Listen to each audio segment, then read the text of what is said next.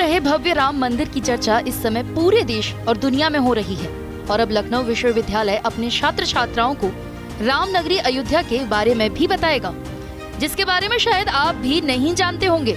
इतना ही नहीं, विश्वविद्यालय में छात्र छात्राओं को प्रभु राम और उनकी वंशावली के बारे में भी जानने को मिलेगा। सर्वोच्च न्यायालय के आदेश के बाद अयोध्या में भारतीय पुरातत्व सर्वेक्षण यानी ASI ने 2002-2003 में जो खुदाई कराई थी, उसमें मिले पुरातात्विक अवशेषों ने राम मंदिर के संबंध में आए सुप्रीम कोर्ट के फैसले में अहम भूमिका निभाई थी। इनकी भी जानकारी इस कोर्स में दी जाएगी। यूनिवर्सिटी का प्राचीन भारतीय इतिहास और पुरातत्व विभाग अयोध्या के इतिहास को BA के चौथे सेमेस्टर के स्टूडेंट्स को पढ़ाएगा। इसे 8वें पेपर, जो कि फील्ड आर्कियोलॉजी है, उसकी चौथी यूनिट में शामिल किया गया है। सिलेबस में ये बदलाव नई शिक्षा नीति के अंतर्गत किया गया है। AIH विभाग के अध्यक्ष प्रोफेसर पीयूष भार्गव ने बताया कि हम अवध क्षेत्र में हैं, तो अवध कल्चर को जानने के लिए हमारे आसपास की जो साइट्स हैं वो बहुत इम्पोर्टेंट हैं। बच्चों को उनसे परिचित होना चाहिए। सर ये बताइए, जो अयोध्या का इतिहास लखनऊ यूनिवर्सिटी में AIH के सिलेबस में शामिल किया गया है, सबसे पहले तो ये बता दीजिए कि उसमें क्या क्या होगा, क्या सिलेबस है और क्या क्या चीजें बच्चों को पढ़ाई जाएंगी। अपडेटेड सिलेबस है हमारे यहाँ का। अभी NEP जो 2021 में लागू की गई है, तो उसमें कुछ साइट्स हम लोगों ने ऐड की हैं। तो उसमें चूँकि ये एरिया जो लखनऊ का है, ये अवध रीजन में आता है, तो जो एक लोकल स्तर पर जो बच्चे अवध के इतिहास से, संस्कृति से परिचित हों, उसके तहत एक नई साइट हम लोगों ने ऐड की है सिलेबस में।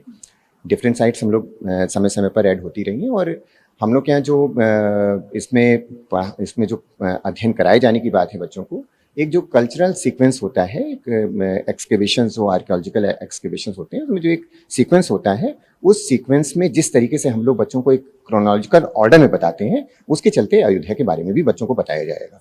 राम की वंशावली को भी लेकर उसमें एड ऑन चीजें की गई हैं, उसमें क्या क्या चीजें आप बच्चों को बताएंगे, क्या रहेगा? हमारे यहाँ जो वो सांस्कृतिक अनुक्रम होता है, उसमें जिस तरीके से जो चीजें हम लोग को रिलेट करके बच्चों को बताएंगे, वो चीजें वहां सामने आएंगी। अब स्पेसिफिकली उसके लिए भी हम ये नहीं कह सकते कि क्या चीजें उसमें कैसे हैं, क्योंकि एक्चुअल में होता क्या है कि जो एक क्रम चलता है हमारे यहाँ, तो उस क्रम में डेट वाइज जो जो चीजें आती हैं वो बच्चों को उसी अनुसार बताई जाएंगी। जो एक्सकेवेशंस किए गए हैं अयोध्या में, उनको हम किस तरीके से कोरिलेट कर रहे हैं, एक आपने देखा होगा जो रिपोर्ट्स वगैरह आई हैं एक्सकेवेशंस की, वो किस तरीके से कोरिलेट की गई हैं, उसके चलते हम बच्चों को उनसे अवगत कराएंगे। अयोध्या के इतिहास की बात की जा रही है, जय श्री राम की बात की जा रही है, श्री राम की बात की जा रही है, तो इसको लेकर जो चीज़ें हैं वो कहीं ना कहीं थोड़ा इसका विरोध भी हो रहा है, क्योंकि NCERT की भी अगर मैं इसमें बात करूं तो NCERT ने बहुत सारा जो सिलेबस था उसमें बहुत सारे जो विषय थे उनको हटा दिया था। उसके बाद अब ऐसे में लखनऊ यूनिवर्सिटी में, हालांकि वो NCERT 12th का मामला था, लेकिन अब ये लखनऊ यूनिवर्सिटी में ग्रेजुएशन में अयोध्या के इतिहास को शामिल करना, नहीं, हम आपको जो चीज बता रहे हैं कि हमारे यहाँ एक जो आर्कियोलॉजी को पढ़ाने का एक जो तरीका है, आर्कियोलॉजी के हिसाब से हम लोग चलते हैं, उसे हम उसको लिटरेचर के साथ को रिलेट करने की कोशिश करते हैं। वो जो हमारी फाइंडिंग्स हैं वो उसके हिसाब से होती हैं, तो हम बच्चों को उसके हिसाब से अवगत कराते हैं कि अगर लिटरेचर और हमारा जो आर्कियोलॉजी फाइंडिंग्स हैं वो अगर को रिलेट करती हैं, तो उसके हिसाब से हम बच्चों को बताएंगे। अयोध्या के राजाओं के इतिहास के साथ इस नगरी के महत्व और प्रासंगिकता को भी कोर्स में शामिल किया गया है। अलग अलग समय में यहाँ हुए उत्खनन में विभिन्न कालों से संबंधित मूर्ण मूर्तियाँ, पाषाण मूर्तियाँ, अभिलेख, मोहरें, मुद्रा छाप और सिक्कों के बारे में भी पढ़ाया जाएगा।